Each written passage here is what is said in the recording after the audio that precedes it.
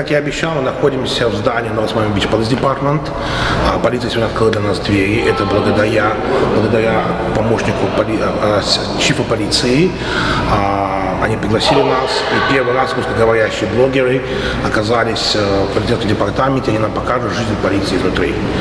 Major, thank you very much to invite us to the police department. It's the first time a Russian-speaking blogger from Russian community be in a police department, and what we try to do, we try to build the communication, we try to build the relationship between the Russian community and the police force. We want to show to our people on the street, to people in our community, that the police is friends. The police, it's the people who can help you. It's not the people you got scared and you need to run away. I mean, the police, it's a person. If you have any issue, they always try to work out with you. And I think your department is example to a lot of other police departments, how you guys get a relationship with the people. And I guess from my own experience, working like a private investigator, I know how you help people. I can see it all the time, that you never turn people around with any kind of issue. You always try to work out. Even if it's a civil case, you guys try to understand. You don't send people away. So, man, thank you, I appreciate it, and let's show me. Sure. First of all, I'd like to thank you, Steve, for coming out here to our police department, for choosing our department. Better answer your questions. On behalf of the Chief of Police and the officers here at the North Miami Beach Police Department, again, thank you for coming to us and allowing us to answer your questions, your concerns to all ethnicities, all nationalities in the community. Like you said, we're here to serve and protect everyone. It doesn't matter your race, your gender, your color, your ethnicity. We treat everybody fairly and equally. And that is our goal, that's our mission here in the police department. Yes, I want to try to say on the camera, like I was explaining on my YouTube channels, that we're only one country, we're Americans. We don't have a color, so we don't have a, believe it, like you're Republican, you're Democrat, you're somebody else. We're all Americans. We try to help each other and we try to be for our country. So why I'm here explaining why, because you're the most friendly department I ever met in my life in the United States. Thank you. Now let's roll. All right, let's do it.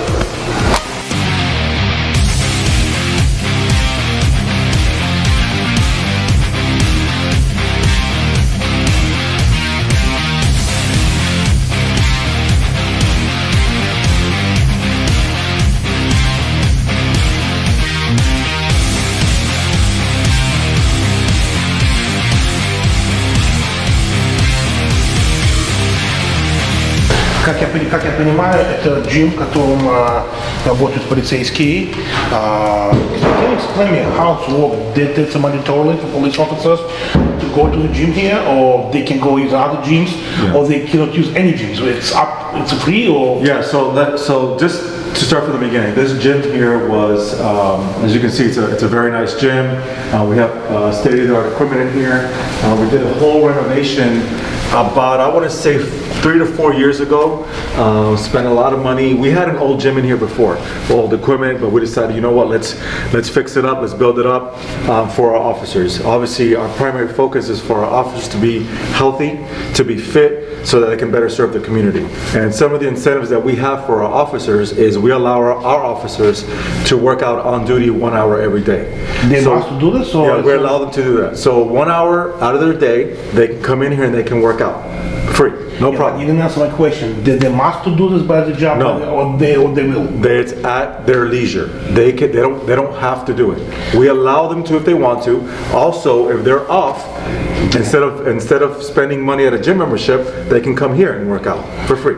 Как мы показали, что офицеры могут использовать этот джим даже во время рабочего времени, есть час времени, чтобы прийти и позаниматься, или вне рабочего времени, чтобы не платить, не тратить деньги на простые джимы, они могут приходить сюда. Can I get a membership here too? No?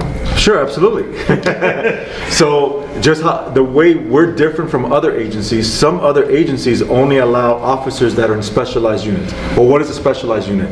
SWAT team, K9, bike patrol, marine patrol, active units. But we allow all of our officers, no matter if you're just on road patrol to the SWAT team, you can work out here 1 hour a day.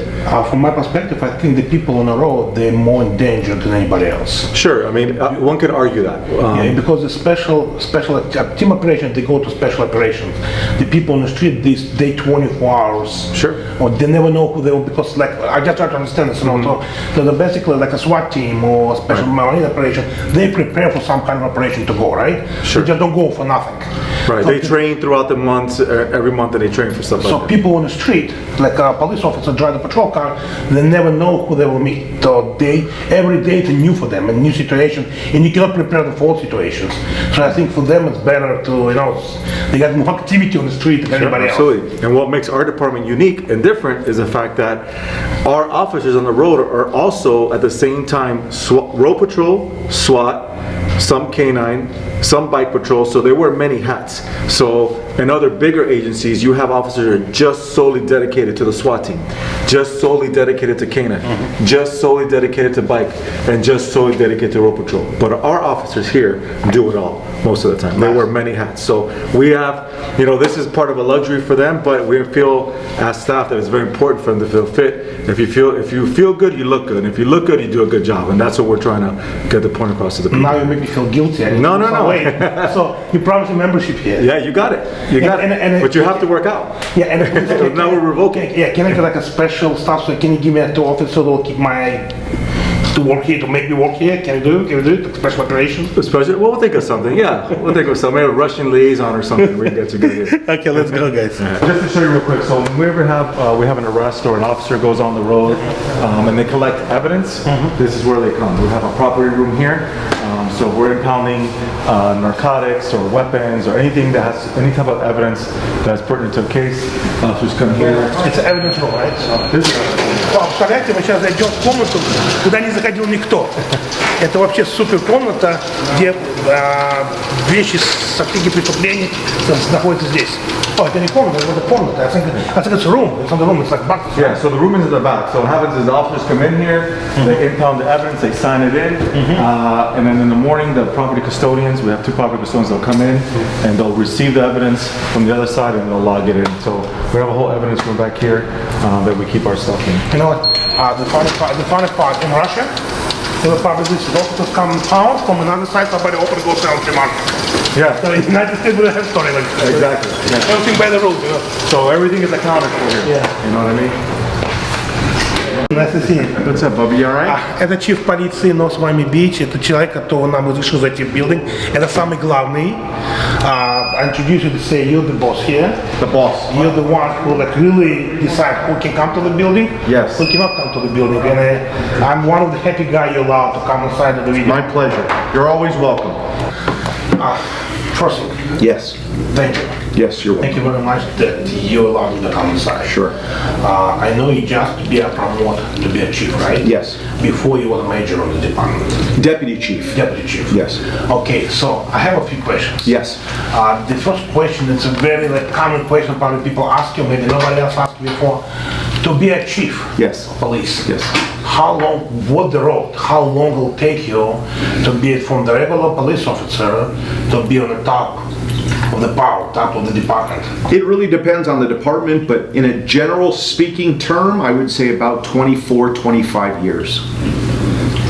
Are you talking about yourself or in general? That's general. General. I've been on 24 and a half years.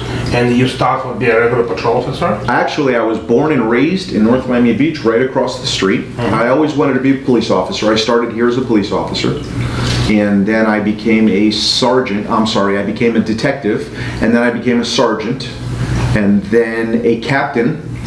And then a major. And then a deputy chief, and now chief. Okay, so you started work 24 years ago. 24, yep. So it's back in 90, right? So 1997, January of 97. okay, so and what your career was before you be a police I officer? worked in the restaurant business. And you just decided to be a police officer? I always wanted to be a police officer my whole life. Okay, my last question, what's the difference between the police back in age and back in 90s and right now? It's a different prosperity of the life. What's different in the job? I mean, it's more difficult. It was more easy than back in 1996. What's the difference? So the job is different. The job is different because we're dealing with a different community. We're dealing with a more diverse community. We're dealing with the Hispanic community, the Jewish community, the Russian community, the Venezuelan community, the Brazilian community, the Haitian community, the Mexican community, Hispanic community. And so With that said, we have to deliver police services so that we can answer the needs of the different communities. Back in the 90s, it was more of a hometown. Everybody that lived in North Miami Beach generally grew up here and lived here. We didn't have a lot of people from other areas of the country. Now we're a melting pot. Now we have people from everywhere that we have to deal with. So with that comes more training. We have to respond differently to different types of calls.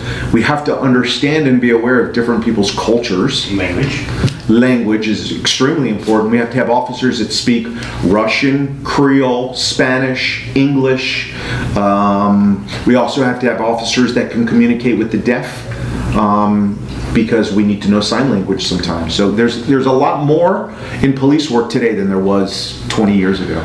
Agent, I will call you Chief, okay? By the name, I will call you after the video. Okay. Okay, because I know you for many years, for 6 years, and you're a very great guy. I really like you. Thank you. You know, and your department comes like my family, you know, and because you know I got the relationship and everything. Yes. So I have a question. It's very important. Right now, it's a life when we have a lot of people come from other country and they're still illegal. They still didn't receive their paperwork. Yes. They sent for the political asylum, some of them on a tourist visa, especially for people in tourist visa, and they get in some situation where they need a police help. Sure. But they're really scared to go to police because they think if they don't have a status in the United States, the first what Chief will do, call immigration and make them deported. I try to explain my community that it's not true. The first goal of the police is help you. Correct. Nobody want to mess with your immigration status. It's not their job. Correct. Can you prove my statement? Sure. First of all, we're first responders. When we're called, it's because somebody needs help. Somebody needs help immediately. Our number one concern is the preservation of life. The preservation of life and the preservation of property. We're there to protect everybody. Doesn't matter if you're illegal or legal, you have a right to be protected in the United States. The United States of America is a great country. Our job, the job of my police officers, is to make sure that we go out there and we serve the community. We don't necessarily look at people that are illegal. Not only do we not have the resources to do that sometimes because we're a very busy agency, but our main priority is to help people, period. Whether you're legal or illegal, sometimes it has nothing to do with it. Okay, I know you need to go a few more questions, I'm sorry. No problem. Okay, another thing, it's domestic violence. Domestic violence. In the Russian community, we have such bad habit of domestic violence. I don't know why, maybe the culture. And I'm totally against it. I try to help the women, I try to bring to shelters, I try to do the best way to help them. But the woman, the female, they scared to go to police. They keep this violence, they try to call the police like after 5 or 6 times it's happening, or sometimes they got killed. Sometimes they got beat up. So what can you offer to the woman if she get domestic violence, if she got beat by the guy, by the husband, by the boyfriend? I mean, what the idea for them? What the first step they should do it right away? So the first thing I can tell you about domestic violence is domestic violence affects everybody in a family. Not only if a woman or a man is being beaten up by their spouse and there's children in the house, the children suffer. The children see that. So as a woman, as a man, any victim of domestic violence should report that. When somebody puts their hands on you, first of all, to me, that is not true love. A real man doesn't hit a woman. Never. A real man talks. A woman that's a woman doesn't put their hands on a man. You don't put your hands on somebody because that just shows that you're losing control of the situation.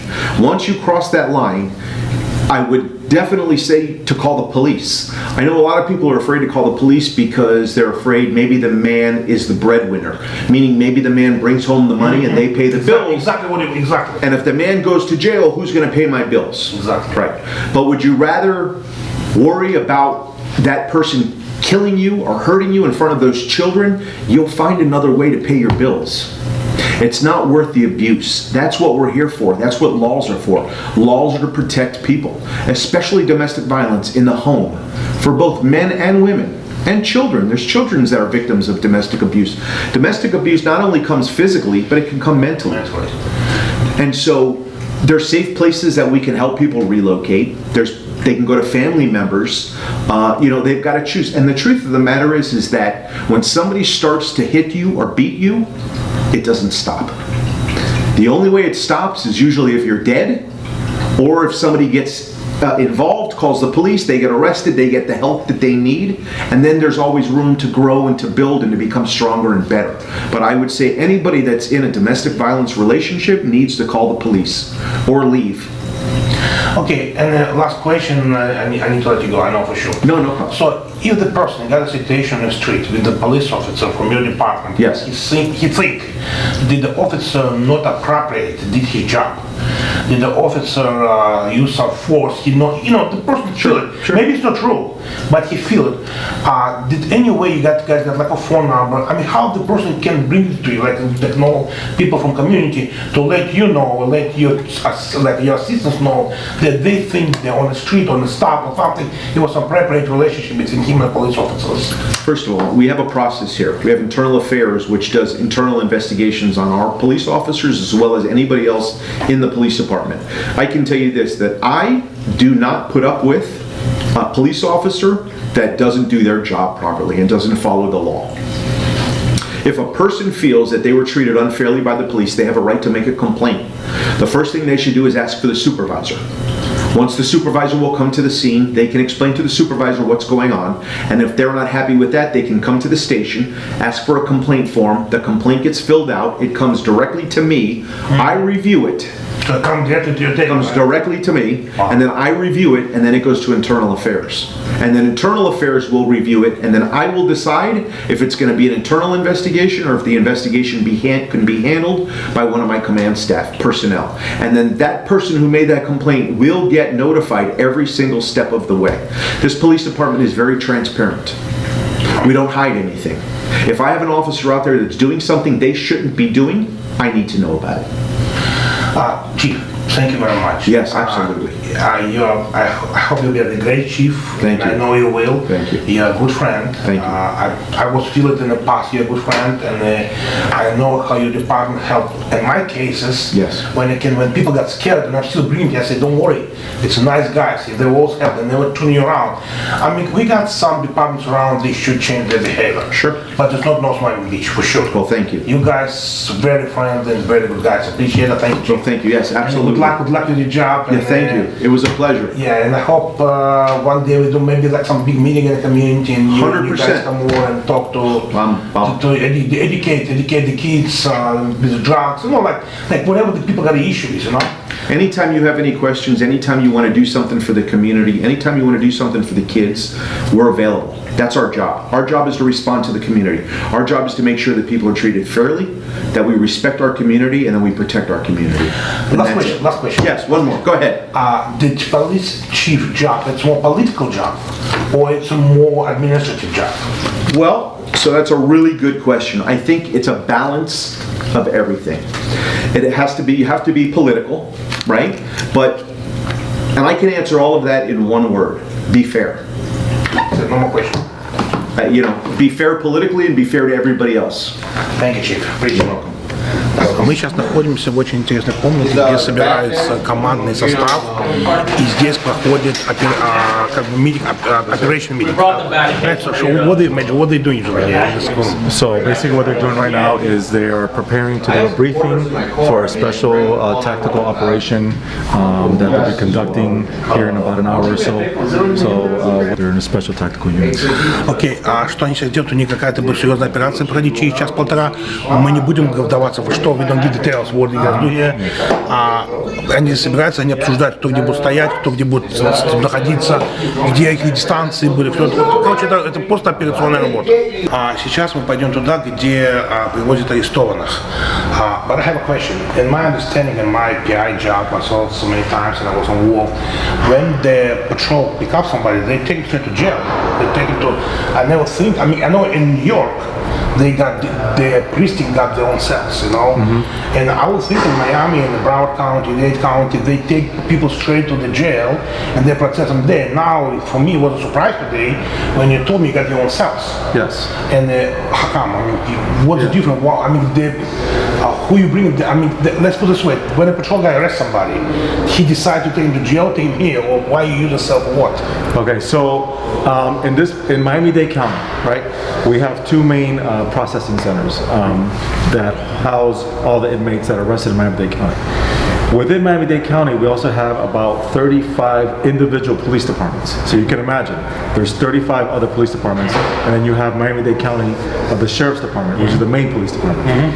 Our police department, our facility has the equipment and the facility, the housing to hold prisoners.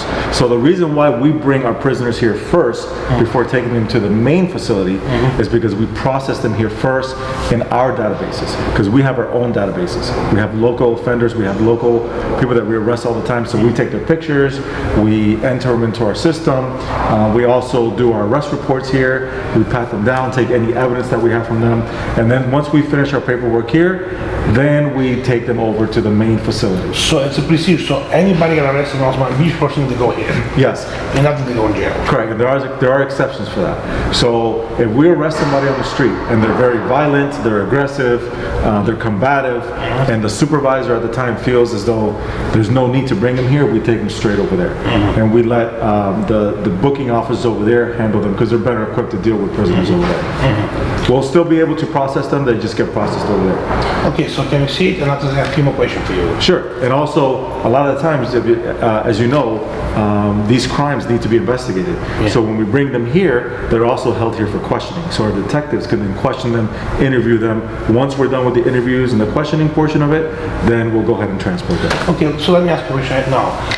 Tell me, so what's the difference between the North Miami Beach, city police, and the Dade County, a sheriff? They got more authority, they stay over you guys, they got more power over you, or you guys totally independent? So Miami-Dade County Police Department, they are the police department for entire Dade County. So they have jurisdiction all over Dade County.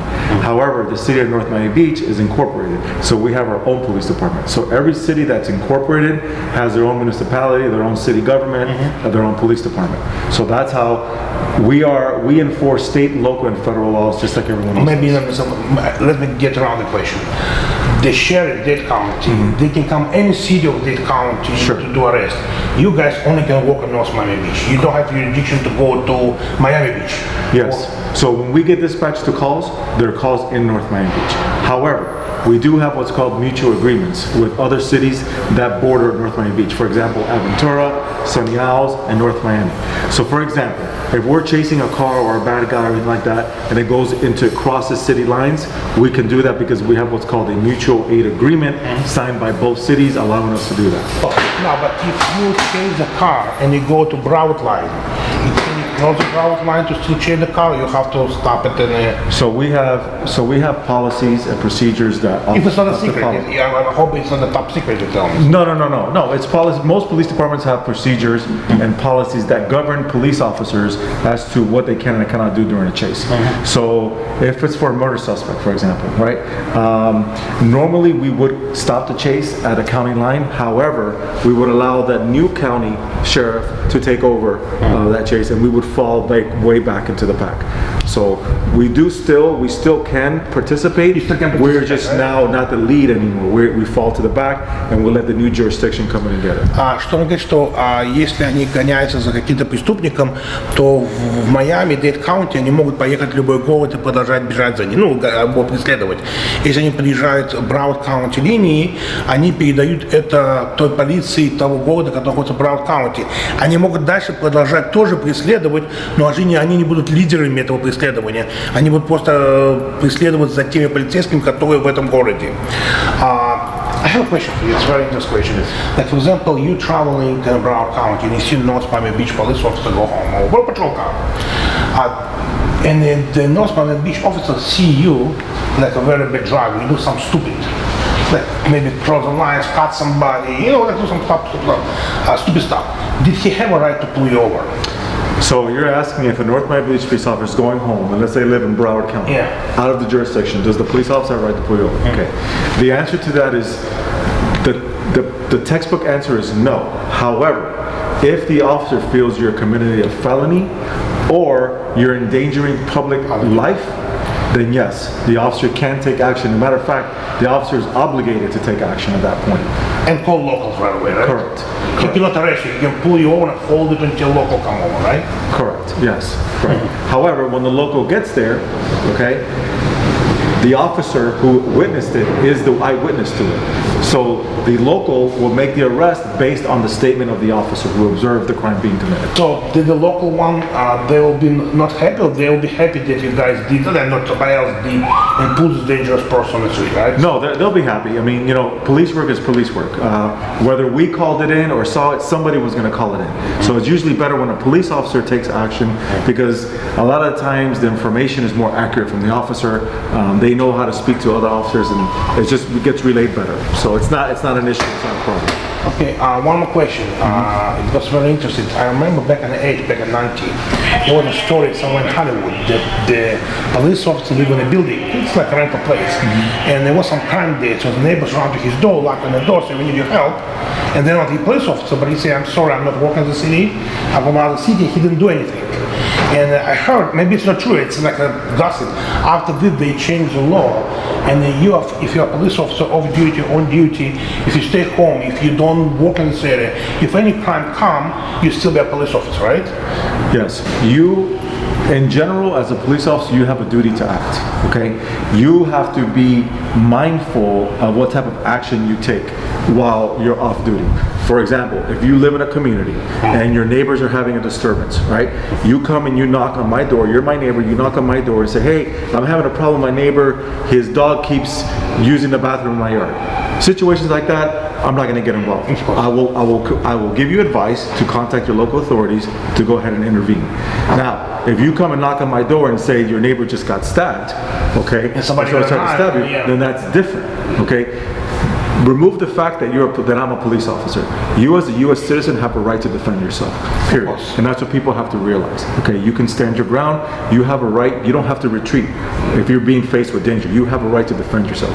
You have a duty to retreat when it's feasible to do so, okay? So we have to get out of the mentality that people are scared to act and do things. You have a right to defend yourself. You have a right to carry fire. Last question is, so we go to Zelle. When you're off duty, by the law, do you have to keep your gun or no? By the law, do you have to keep your gun? No, you do not. You do not, right? No, but the guns that you do keep, you have to qualify with the department. Even off duty, Yes. with your weapon consent permit? Yes, correct. Okay, so let's go see the cell. Okay, let's go. Okay. Wow, it's a real jail, yeah? Yeah. So we have 4 holding cells. This room here, so you know, this is our DUI room. Okay, anybody that comes in here that is a DUI or suspected of DUI, they come in here and we run the test in here, the breathalyzer and everything. This is the area we do.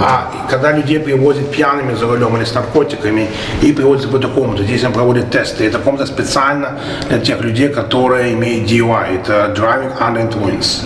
Right. Okay. And so these are our holding cells in here. Do you have anybody today? No, we don't have anybody today. Good. So They don't want to see any criminals today. Yeah, So they got even a restroom here. Oh, nice. we have each bathroom has a restroom. This one's for a handicap, so it's a little bit larger. Sorry about that. Oh, looks like a kind of dog.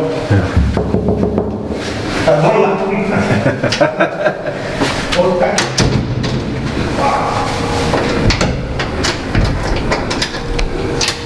I'm stuck. You know what? I'm telling you, feelings is different feelings right away.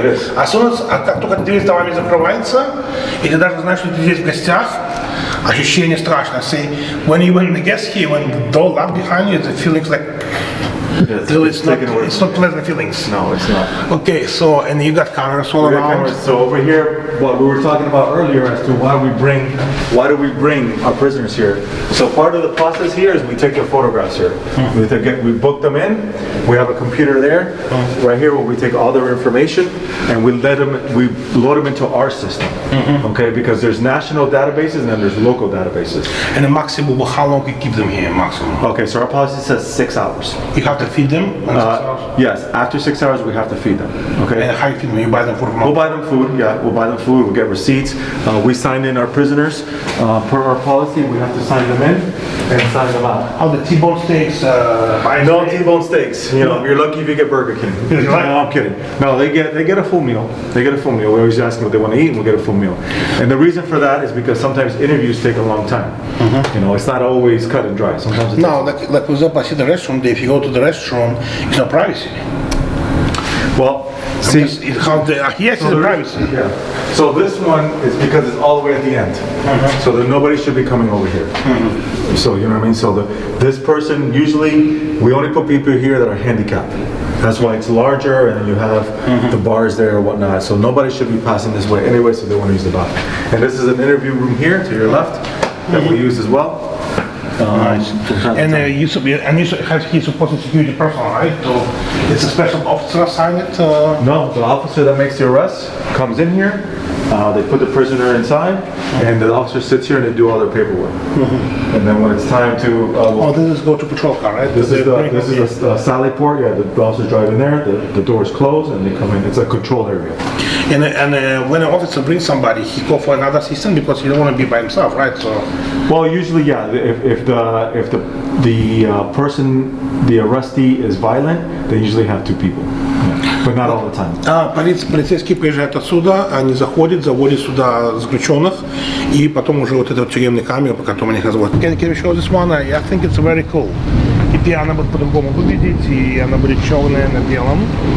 Вот, ну очень красиво. Мы сейчас сядем в полицейскую машину и поедем, проедемся по городу, и также мы посмотрим свою машину. После этого поднимемся наверх в лабораторию, где проводятся всякие анализы. Это crime scene. И на сегодняшнее видео будет закончено. Thank you, guys. All right, so this is our incident command vehicle. Okay, so what it is basically we deploy this vehicle and we have high profile scenes where hostages, homicides, very violent scenes where the detectives or an officer is going to be there for a long time. So what we do is we bring this vehicle out. This vehicle is equipped with CCTV, with cameras, with a conference room. Makes it very comfortable for the detectives to do their work in there, interview witnesses, interview victims. It's kind of like a mobile command center, is what it is. No kitchen. It has a refrigerator. I think it has a sink. It has telephones. It's pretty much a mobile conference center. And it's very useful. How often you use this car? We use it for many community events as well. We can use it on average about, I don't know, 20 to 30 times a year easily. Это машина командного поста, когда какие-то проходят серьезные преступления, такие как берут заложники, какие-то убийства, что-то еще, где детективы будут очень долго проводить время на улице. И в этой машине находится командный пост. Там есть конференц-комната, там есть специальные телевизоры, они могут делать наблюдения. Эта машина очень часто выезжает на вот такие очень тяжелые профайл-кейсы. So let's drive. Can I drive? No. I'm just enough. It never hurt to ask, right? You could ask, yeah.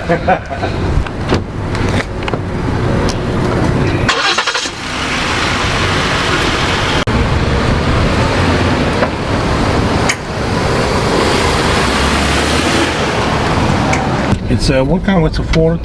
This is a Ford Explorer. It's an Interceptor Package. Ford makes a package called the Interceptor, which is specifically designed for law enforcement. So a regular citizen cannot go and buy this type of car.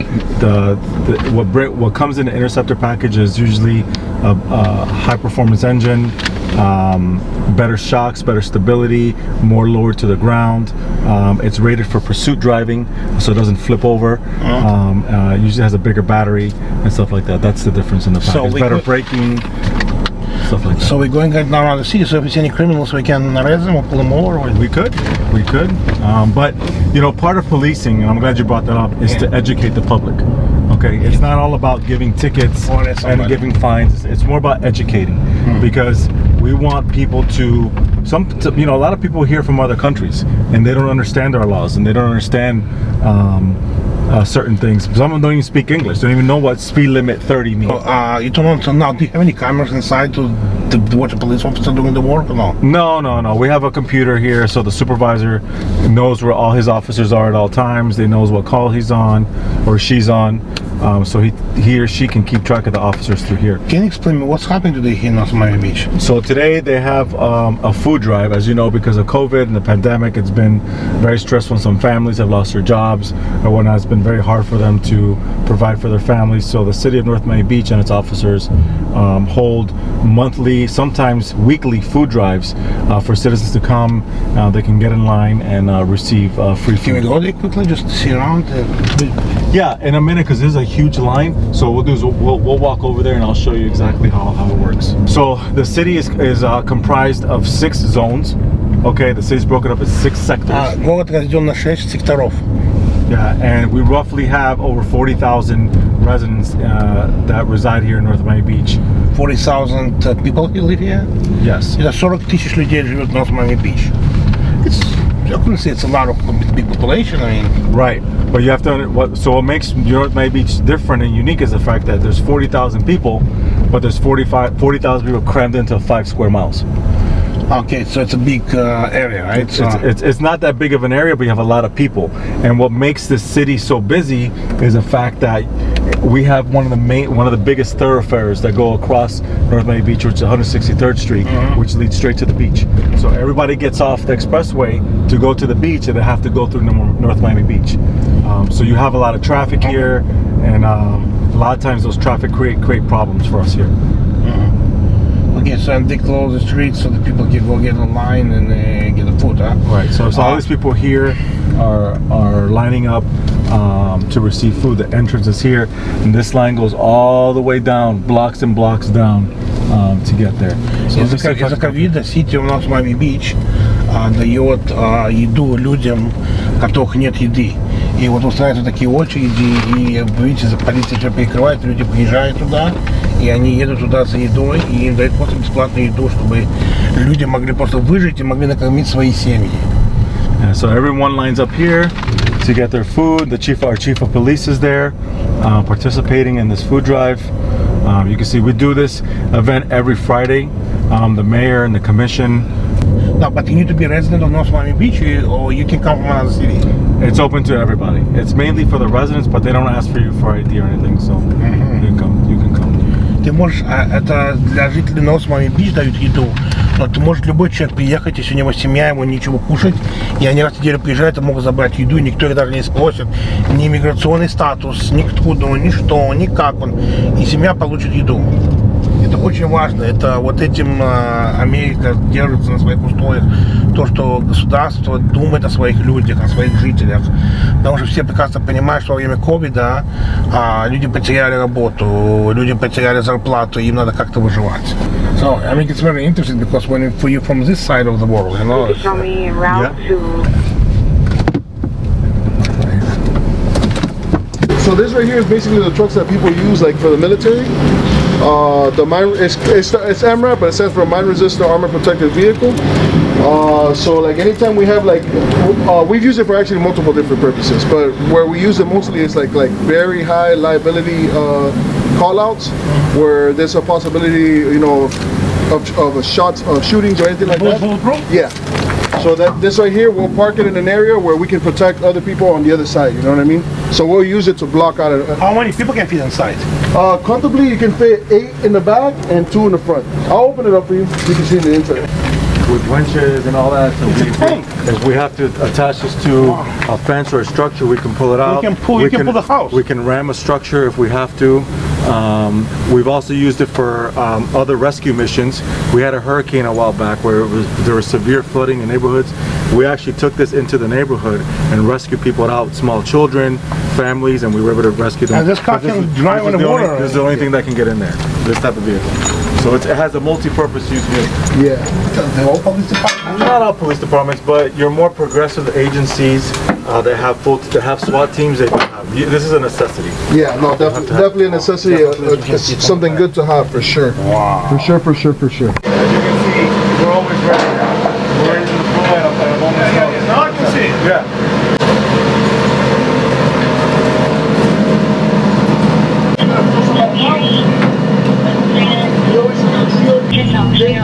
This used to be a turret right there, but we have no use for that really. So that area that was removed and that was sealed. But what would happen is before there was an opening right there. So you can put a machine gun? Or? Yeah. And you can lift right here. And you can lift this up and people can sit on it. Nice, huh? So that used to be another seat, but we really don't have any use for that. You got an AC? Oh yeah, it has AC? Absolutely. Where you get this from? They built for North Miami Beach, or it's for military? It's a surplus military equipment that they do a bid for it, and they offer it to law enforcement agencies, and then you just buy it. And this right here is like a footrest, So you can sleep. so you can at least relax your feet a little bit. So this particular vehicle is equipped to deploy 10 officers at a moment's notice during a crisis. They get to deploy within minutes. So and as you can see, it's heavily armored, and we use it for special situations.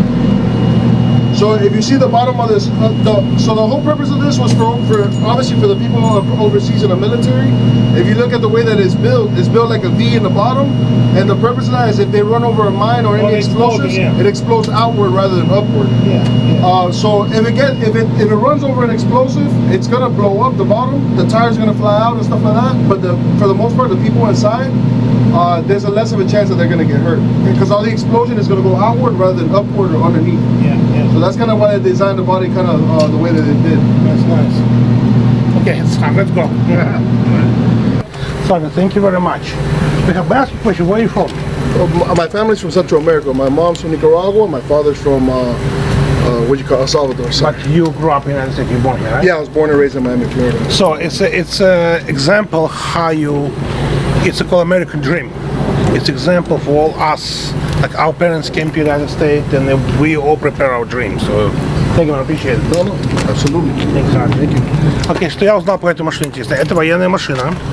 Она пуленепробиваемая. У нее дно сделано вот так вот, чтобы если они наехали в милитари на мину и произошел взрыв, и даже если оторвет колеса и все разорвется, то люди внутри вот как в капсуле, и они останутся живы.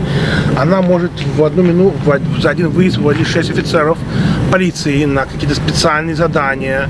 Это может быть даже ураган, когда может быть какие-то волнения, где-то машины не могут пройти, наводнение эта машина может пройти. А раньше, когда она была в милитари, там еще на крыше стоял, место было для пулемета. На нее брали, потому что в полицейской жизни пулемет не нужен, к счастью. Ну, очень интересная машина, очень мощная. Я надеюсь, что I hope you will guys use this car less and less in your life, you know. So we do too. Let's stay at peace. Yep. Thank you. Santos Sergeant, you on a SWAT team, right? Yes, sir. And you're a breacher. Yes, sir. Сержант, он находится в спецназе, North Miami Beach Police Department, и его работа входить, ломать двери, входить. Он у нас сила. Okay, so let's tell us about this. So the special response team is basically the elite unit of our department. We get called out when situations get to a point where a regular police officer can no longer handle it. Это элитное подразделение North Miami Beach Police Department, и их вызывают тогда, когда уже простые полицейские не могут уже, для них очень большая опасность, они не могут справиться с какой-то ситуацией. So as part of some of our requirements to be in the SWAT team, we have to train on a monthly basis to make sure that we're keeping up with our training and to maintain the standards. Чтобы быть в SWAT-теаме, они должны по закону, они должны очень часто тренироваться, целый месяц, у них постоянно проходят тренировки, чтобы быть вот этими мемберами вот этого спецназа, потому что это считается элитным подразделением. Did you get paid more for this job? Yeah, a little bit more, but a lot of people don't do it for the money. They do it more for the specialized training that we receive. Многие даже делают это не за денег, это уже тот тренинг, который у них проходит, специальный тренинг, который простые полицейские не получают. So some of the training that we do is like firearms training, and then we do a specialized training to deal with certain situations that we may encounter. И очень много тренировок у них с оружием, и очень много тренировок у них на разные ситуации. Мне сейчас просто интересно, какие ситуации вообще не попадают. So what kind of types of situations the SWAT team dealing with? Because movie is one story. I know, I figure out the movie is totally different. No, yeah, the movies are exaggerated for sure. Some of the stuff that we deal with is like hostage situation where somebody can lock themselves in a certain location with innocent people and hold them for either ransom or for whatever it is that they may request. Часто бывает ситуация, когда берут заложники, они имеют дела с заложниками. Okay. Another kind of situation we do is a barricade. Usually, you know, if you have like probable cause to arrest somebody, and you go to pick them up or you make an arrest, and they go and they barricade themselves in any in a building or in a house, whatever it may be. So they lock themselves and they refuse to come out. That we're the ones. Когда идет, у них есть warrant на арест какого-то человека, они приходят его арестовать, а он баррикадируется в доме. And by the way, the all news channels on our show was on the Russian Federation 2 days ago. The police come with a search warrant on the guy who dealing with the guns. He lived in a big expensive house, and he didn't want to open it. He was like a gun baron, you know, and he was a 10-hour standoff. It was all on the news. He threw the grenades to the police. So basically, end of the story, the police need to use a, how you call this, when you put it on the shoulder? Bazooka. And they use a little bazooka to blow his house where they couldn't get inside. Oh, wow. So it's a similar situation basically. Yeah, you know, yeah. the people barricade. So what else? No, so anything involving like dangerous felons, dangerous people, that there's a possibility, the likelihood that somebody can get hurt or will be called out for those kind of situations, for arrest or search warrants. Who decide to send you out? Team? So we have the way that it works is we have our team leader, we have a commander, and then we have our major. So the information is channeled that way. Normally, when we're gonna do a call out, the first person that finds out about the call out will probably be the team leader, and then the information gets channeled up, and then it gets channeled right back down. Major, may I ask you a question? Who makes the last decision? Your chief. So usually it's the chief of police has the final say on all operations, from different types of scales of operations, whether it's serving a warrant, a no-knock warrant, a knock and announce warrant, a hostage situation, or a barricade assessment. But you can make decisions without the chief too, right? You have some rights to make decisions, but you have to go to No, chief. it is always ultimately the chief of police is responsible for all the actions of the police officer. So if we make the recommendation to the chief, we explain the situation, and he trusts us that the information we're giving him is factual. So like somebody call right now, some situation, you need to just jump on the car and go. Who will make the decision right now? You will make it, you need to call the chief anyway. Well, right, if something happens, right now he's the road patrol sergeant, right? So he's the sergeant on duty right now for the road patrol. But he's also, like I spoke to you earlier, our officers wear many hats. He's also part of the special response team. So, and he's also one of the leaders on the response team. So right now, they're getting a call, a priority call right now. So if he responds to that call, it's at a bank. So if he responds to a call and that turns into a hostage situation, remember, it takes time to mobilize this special response team. So while that team is mobilizing, notifications are being made and going up. So it could take some time, but at the end, decisions are usually made right away. So it will take a matter of 10 minutes or maybe less before a decision is approved to go ahead and deploy. In which situation you guys call local department, ask them for help? It depends on the It's happening situation. like this or no? Sometimes it depends on the situation, yes, depending on the scale of the situation. A lot of times we'll use them for help us with traffic, or if we have a very serious situation occurring in our city, we'll call our neighboring agencies like Aventura, North Miami, Sunny Isles, even the county, to help us handle our calls for service here while we deal with the situation over here. Okay, gotcha. Okay, best kind of more question, guys. Thank you, appreciate it. Good job. Thank you. Thank you. Сейчас мы идем в лабораторию, crime scene laboratory. Can you explain me what they do there? They, like in a movie, they like some homicides, or they do fingerprints. Yeah. They do database. They check the DNA. What are they doing? Yeah, so basically, like I told you earlier, our police department is self-sufficient in everything. We have our own SWAT team, our own canine, our own divers, our own marine patrol, our own SWAT vehicles, our own homicide. We handle our own homicides. We have our own crime scene. We have our own holding cells. So part of the crime scene is they go out and investigate. You know, they collect evidence. They take photographs, and when they collect that evidence, they bring it here. They have a lab here that they can process fingerprints, collect DNA. They have special tools that they use to collect fingerprints off of certain surfaces and stuff like that. Certain glues that they use, and this is their offices here. I'll show you. So basically, they can catch the killers. They catch our killers for us. They catch our criminals for us. Yes, they do. So in here is our crime scene office. We have 3 crime scene techs right now. And they're law enforcement too, or no? No, they're not law enforcement. So they don't carry gun? No, they do not. Okay. Some agencies have sworn crime scene techs that they are police officers, but they transfer over to be crime scene, so they do both. Мы туда не можем зайти, потому что там реально лаборатория, и там есть вещи, которые эту дверь открывать нельзя, потому что если что-то нарушится, то могут потеряться какие-то из кейсов, и они будут не сделаны. What I say, if we go there, if we can miss something, or something don't be in the right position, and it can kill the case. Correct. So that's why behind the door, even nobody got access there. No, only very limited people have access there. It's mainly for crime scene, and that's to preserve the chain of custody of the evidence. Back here is where the lab is, so they do have a lot of special equipment, liquids, and stuff that they use to extract evidence from guns, any type of different surfaces. Because stuff like if somebody found tomorrow and go there, they can challenge the cases right away. Of course, yeah, it'll be thrown out. So, если завтра кто-то, допустим, бы знал, что я туда пошел, то какой-нибудь адвокат, кто-то потом мог бы поспорить по делам каким-то. So it's nobody can go there. And nobody can go through this door, but you know. Everything is a very secure building. We have very high standards. We're actually an accredited police department. Let's go back to your office. Let's finish there and we can run. So, Major, I appreciated that you spent some time on me.